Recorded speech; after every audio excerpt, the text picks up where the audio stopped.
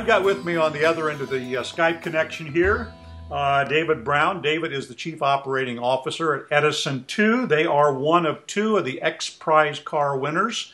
And we're going to talk about what their latest efforts are. Particularly, we want to talk about their next generation very light car, or VLC. So, David, greetings and welcome to EV World. Well, thank you. I'm very glad to be here. That's good to have you with. Looks like we got a really good Skype connection this time, so I hope it stays that way. Some in the past have been a little bit problematic, so it looks like we've got a good one. Well, first of all, let's kind of clarify for everybody here, you know, who is Edison, or what is Edison2?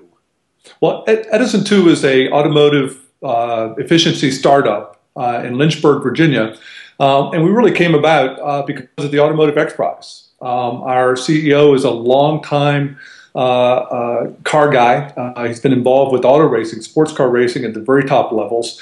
And when he heard about a contest to create a car that could get over 100 miles per gallon, he pretty much thought to himself, you know, I could win that. And he brought together a team that has won, the guys I work with have won Le Mans, Sebring, and Daytona 20 times. Wow. And so we surprised, I think, everyone, because we won the X Prize with an internal combustion engine. Because rather than focusing on the power plant, we focused on the efficiency of the car itself. In other words, our car is efficient because of lightweight and low aerodynamic drag. It just takes almost no energy to move.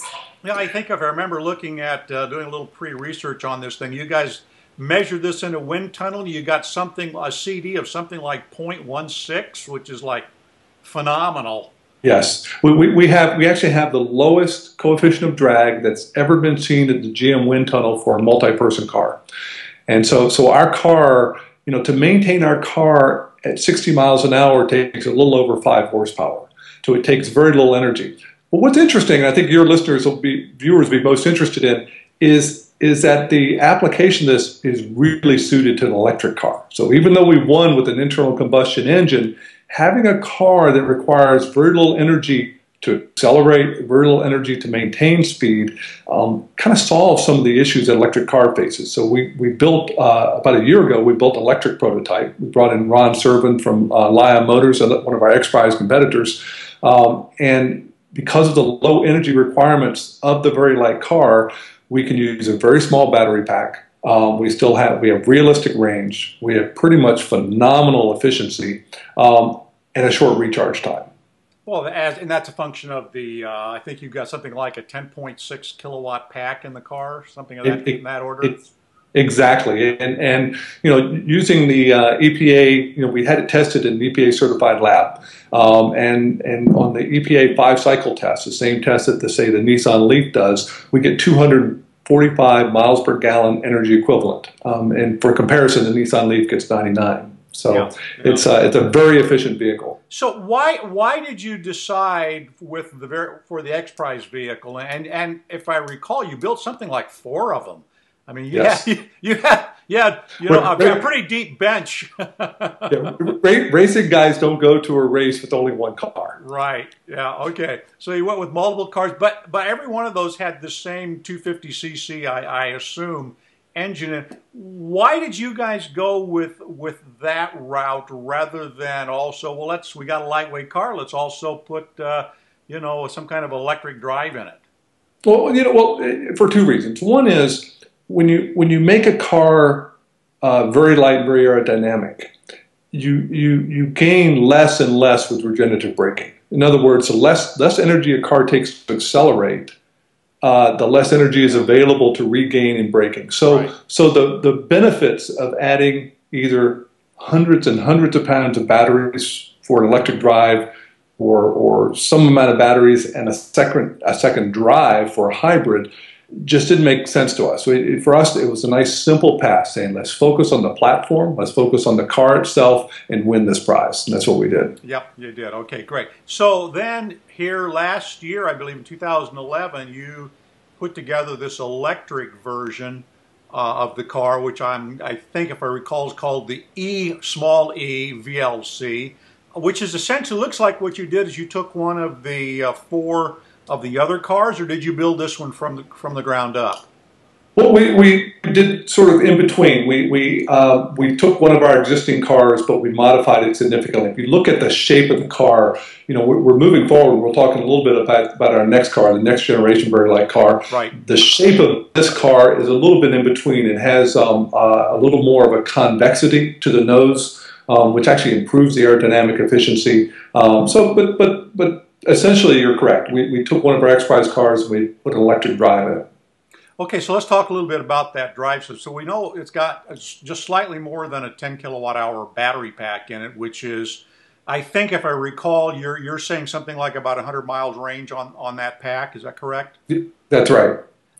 So that would make it roughly less than half that of the comparable Nissan Leaf, which is looking at a 24 kilowatt pack to essentially do the same thing, carrying 4 people, right?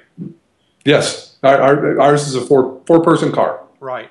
Now, so let's talk. I haven't had the opportunity to actually see one or sit in one.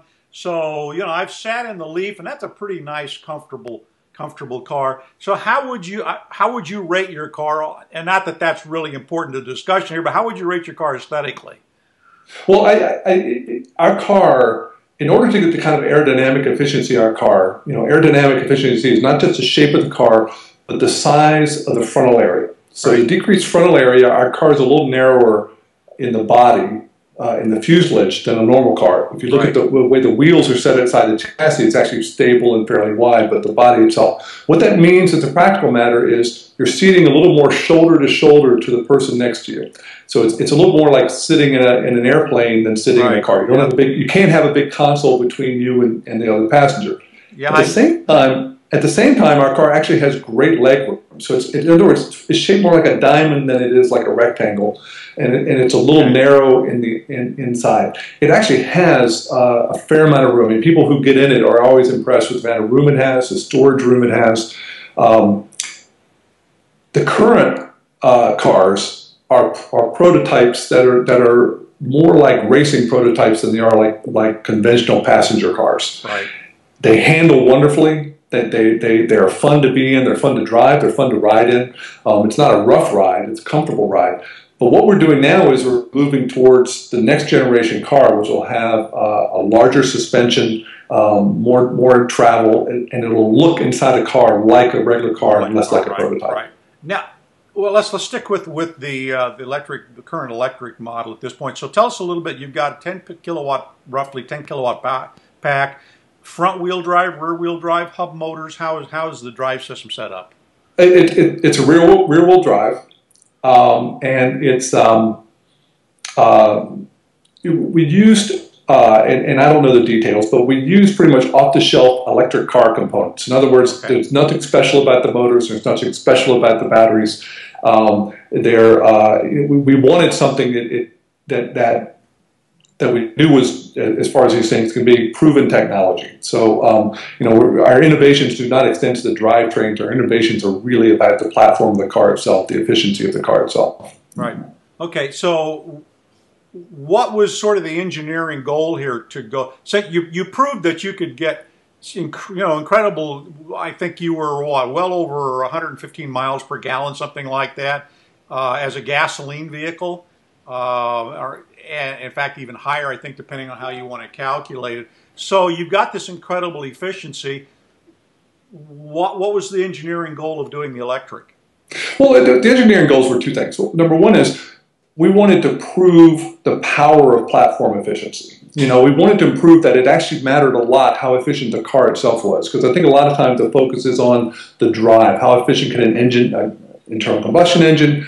How efficient can whatever type of electric drive, hybrid drive?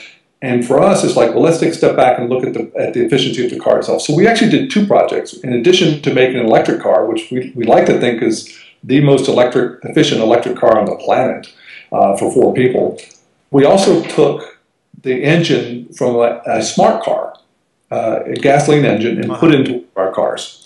And in a smart car, that engine gets, and we put the whole drivetrain, transmission, air conditioner, everything.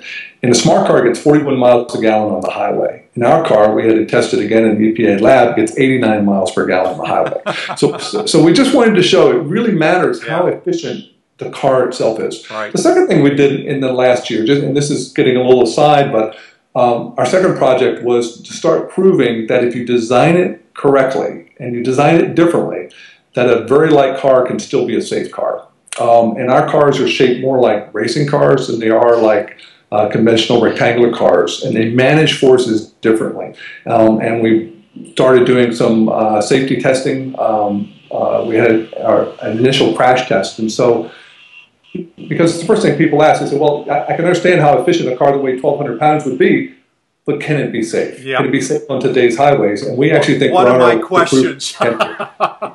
Yeah, that was a question I was going to ask you. Is that, you know, light is fine, but is it safe?